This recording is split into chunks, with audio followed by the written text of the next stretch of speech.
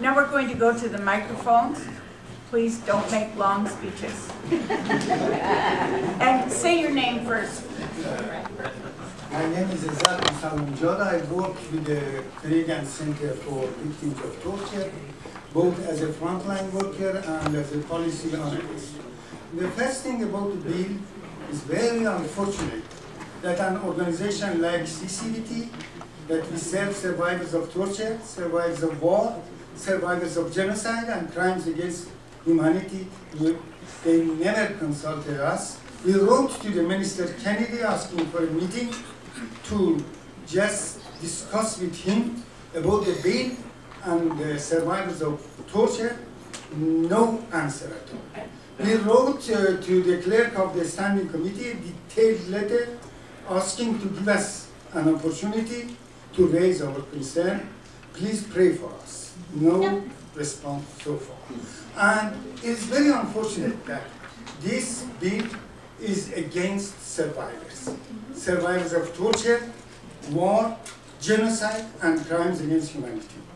Because sometimes it takes me 3 months to get an appointment from a psychiatrist to assess a survivor.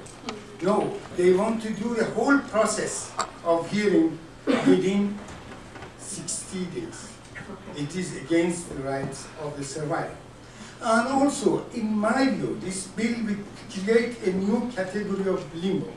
For example, under Article 3 of the Convention Against Torture, and according to the rule of the Supreme Court of Canada, no one should be returned to torture. No, if you want to remove them, then you can't, because you can't supersede the ruling of Supreme Court, and you can't also do it against international law. What is that? Keep them in limbo, and limbo is a technique of torture itself.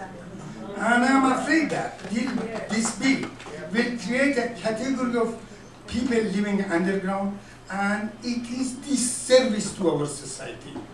And also, the problem, they say it is cost effective. It's not cost effective. It is just shifting money from the area of protection to the area of enforcement and detention. Yes.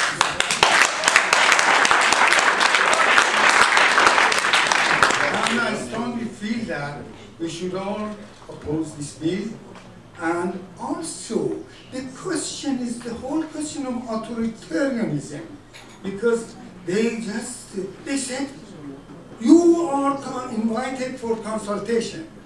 Afternoon, I came to know about that. The next morning, it was by teleconference. For 25 minutes, they debrief us about the bill, and that was it. And they said, if you have a question, put they press the star. 10 times I pressed the star. Nobody called.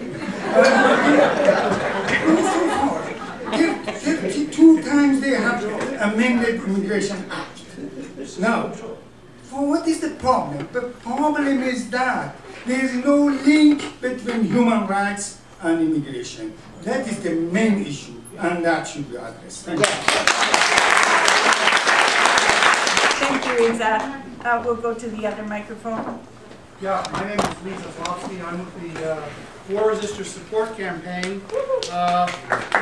This is, we are helping U.S. war resistors, people, men and women, some of them with families, with children, who have come to Canada because they refused to fight in the Iraq War, which is an illegal war, and which of course is still going on. About the points that have been made tonight, I'm not going to take a long time. We could give examples of every single abuse that has been mentioned tonight that has been done with war resistors, including deportation to imprisonment, including losing files, including the whole gamut of bullshit that has been applied to all the other refugees.